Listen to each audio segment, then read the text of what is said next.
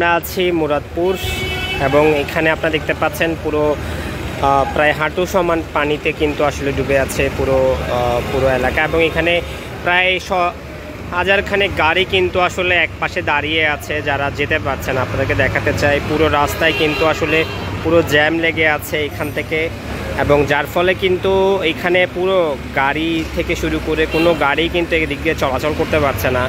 আমরা এখানে দেখাতে চাই পুরো হাঁটুতে ডুবে আছে পুরো পানি, পুরো এলাকার পানি, এবং এখানে বিভিন্ন বাস থেকে শুরু করে বিভিন্ন যানবাহন কিন্তু অনেকটা অবরুদ্ধ হয়ে পড়েছে। এখানে সাধারণ মানুষ যারা আছে তারা কিন্তু অনেকটা ভোগান্তিতে পড়েছেন এবং পানি মারিয়ে কিন্তু তারা আসলে এই যাত্রা তাদেরকে যেতে হচ্ছে।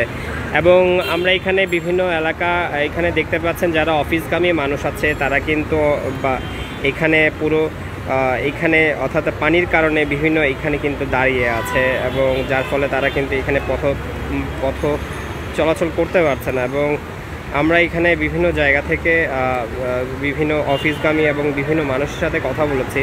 তারা বলছিলেন যে হালকা বৃষ্টিতেই কিন্তু আসলে পুরো নগরী ডুবে যায়। আমরা এখানে একজন পথচারীর সাথে কথা বলতে চাই।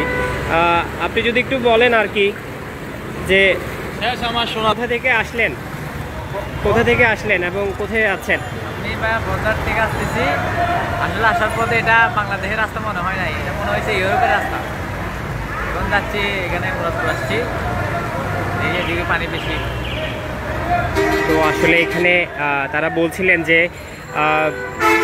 পুরো রাস্তায় অর্থাৎ পানি মুরাদপুর থেকে শুরু করে এদিকে পুরো রাস্তায় আপনাদেরকে দেখাতে চাই পুরো এলাকায় কিন্তু পানিতে জলমগ্ন হয়ে আছে, যার ফলে কোনো দিকে যান চলাচল করতে পারছে না, এবং এদিকে পুরো ড্রেন যেটি আছে পুরোটি পুড়ে গেছে, এবং যার ফলে সাধারণ মানুষ অনেকটা ভোগান্তিতে পড়েছেন। যান চলাচল কিন্তু স্বাভাবিক এই দিক দিয়ে পুরোটা রাস্তায় কিন্তু ব্লক হয়ে গেছে, যার ফলে এখানে কিন্তু মানুষ চলাচল করতে পারছে না। এবং আপনাকে দেখাতে চাই পানির কারণে এখানে কিন্তু বৃষ্টির মধ্যে যারা সাধারণ মানুষ আছে তাদের অনেকটা ভোগান্তিতে পড়েছে, এবং গাড়ি চলাচল কিন্তু করতে পারছে না।